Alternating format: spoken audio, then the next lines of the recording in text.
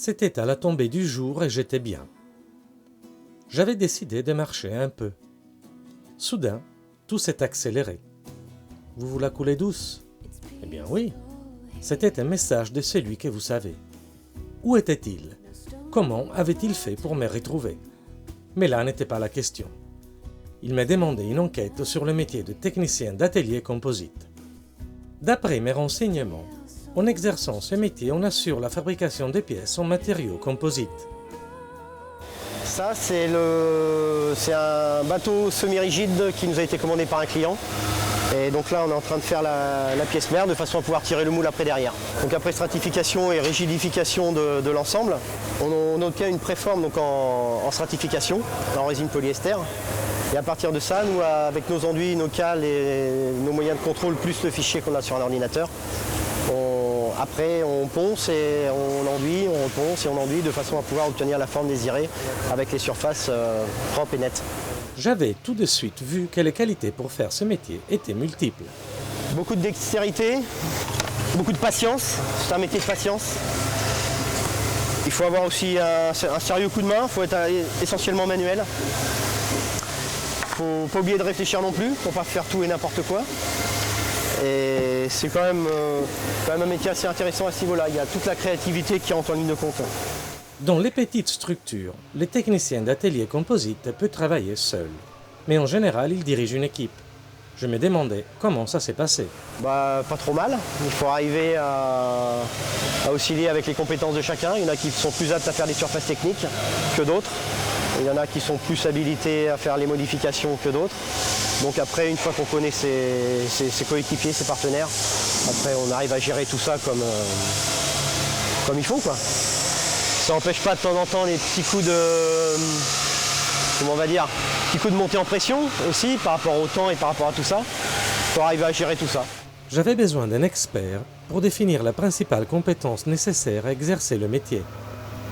Le métier de technicien d'atelier des composites demande de toute façon, dans n'importe quelle situation, une capacité à faire des choses très concrètes qui sont toujours des formes dans l'espace, que ce soit pour un moule, un modèle ou même une pièce. À un moment donné, on est confronté à des problèmes de volume et il faut savoir les appréhender ou les fabriquer. Et quel que soit le secteur, il y a toujours besoin de cette compétence dans le métier de technicien. T'as pas les deux mêmes des deux côtés? Bah non. Enfin, en principe, ouais, c'est les deux mêmes. Normalement, ça devrait être les deux mêmes. Bah forcément. On va les voir sur l'ordinateur. Si, c'est ça. 93. Ton qui est comme ça, ouais. 93. Ok. C'était bien sûr un métier manuel, mais il fallait avoir des connaissances techniques importantes et avoir une certaine capacité d'abstraction pour imaginer la forme finale que l'on allait obtenir. Mais moi, j'avais besoin de suivre concrètement les étapes du métier. Après avoir fabriqué la pièce mère au modèle, on obtient donc un moule en résine de polyester et fibre de verre. Et ensuite, que se passe-t-il? Sur ce moule va être appliqué un gel coat qui est la partie visible du bateau, c'est toute la partie extérieure.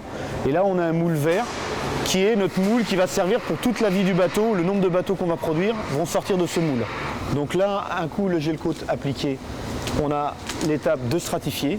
Donc là le chef de groupe et son équipe arrivent et vont venir appliquer de la fibre et de la résine sur toute la partie du moule. Après, ils auront quelques renforts localisés, des tissus qui vont appliquer selon un plan. Et là, on a fait tout le process moule, gel coat et résine. Ici, la technique de fabrication suivait les procédés de la projection simultanée de résine et de fibres de verre. Mais ce n'était pas tout. Je suis en train de projeter à 600 grammes. Donc je le vois parce que j'ai réglé ma machine juste là. J'ai réglé ma machine avant pour projeter à 600 grammes. Quoi. Donc il faut que je projette à 600 grammes sur toute la surface de la pièce. Donc après on le voit aussi à peu près à l'œil maintenant qu'on a l'habitude. Mais sinon au départ on fait une formation exprès pour faire ça, pour faire la projection. Quoi.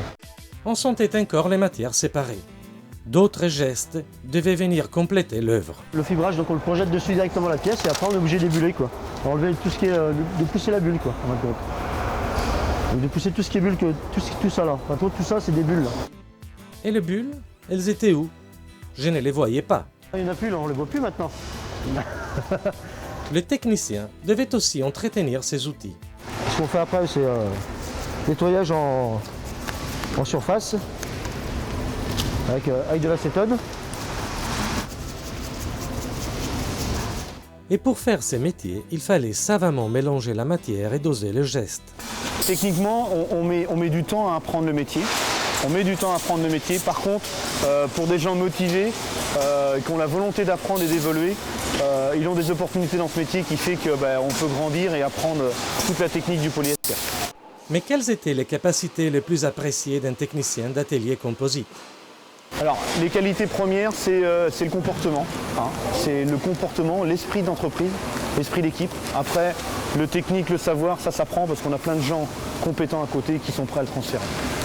Et on ne devenait pas tout de suite chef de groupe.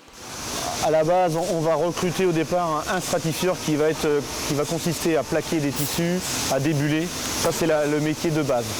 Et après, de ce métier, au fil du temps qui va passer dans l'entreprise, là, on peut évoluer sur un poste de chef de groupe qui se fait assez constamment selon les potentiels des personnes. Si on a des potentiels avec des capacités qui peuvent évoluer, là, on a vraiment de très bons résultats parce qu'il y a des gens qui progressent et qui sont capables de prendre des équipes en management. Seul un technicien d'atelier composite pouvait être chef de groupe. Même si ses responsabilités étaient nombreuses, il travaillait avec son équipe à la construction de la pièce. Donc en fait, moi je travaille avec 3 ou 4 personnes. Donc mon rôle c'est de leur apprendre le bateau.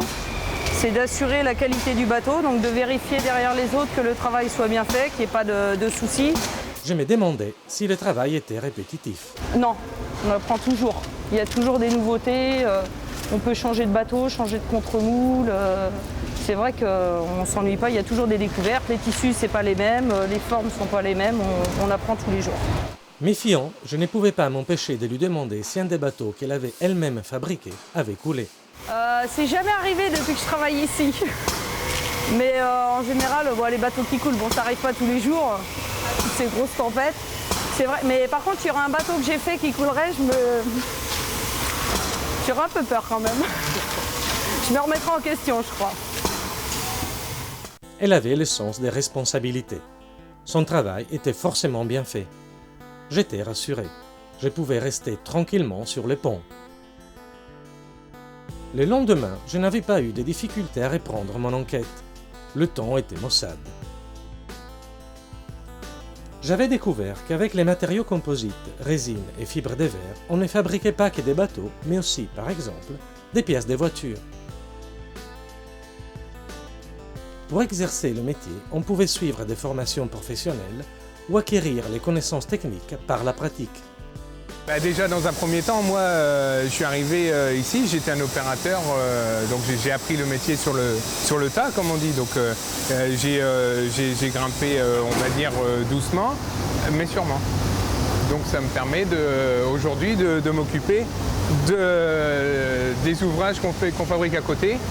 Donc ici, il y a les 7 presses qui suivent.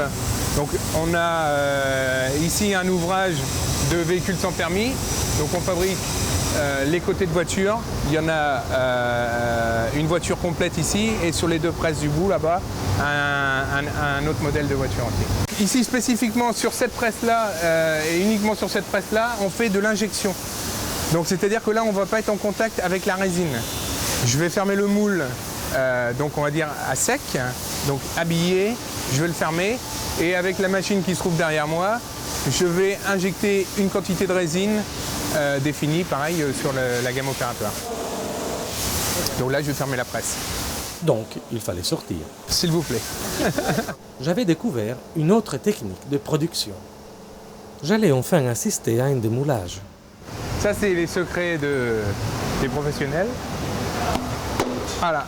Un petit coup pour décoller la pièce et donc voilà l'ouvrage terminé. Donc on contrôle que le gel coat n'ait pas de défaut parce que c'est quand même la pièce finie. Donc là on travaille avec un gel coat de finition. Donc la pièce elle va partir comme ça chez le client.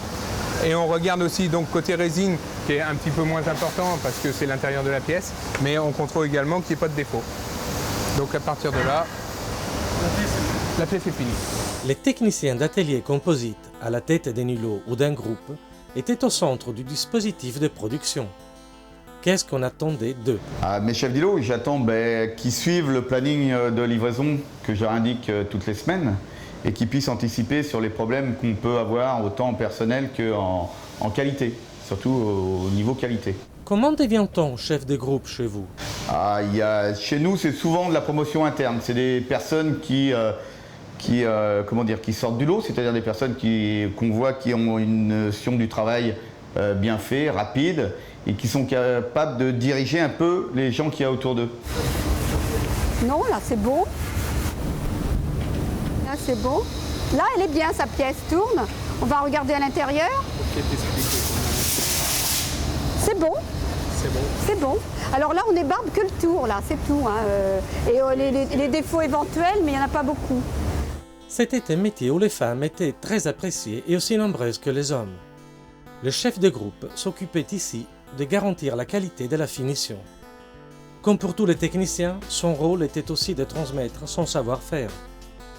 Je forme les gens, je leur apprends à travailler, bien sûr. Je donne le travail aux gens, je leur donne des conseils. Voilà.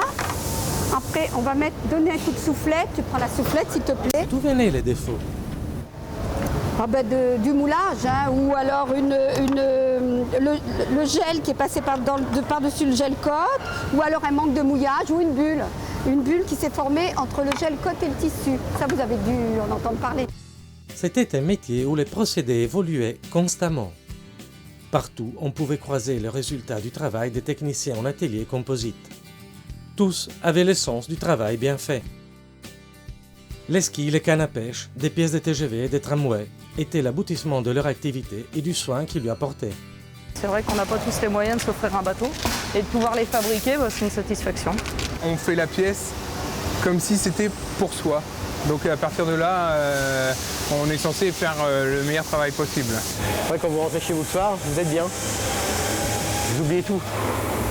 Je n'étais pas prêt de les oublier. Pour moi, ils étaient un exemple.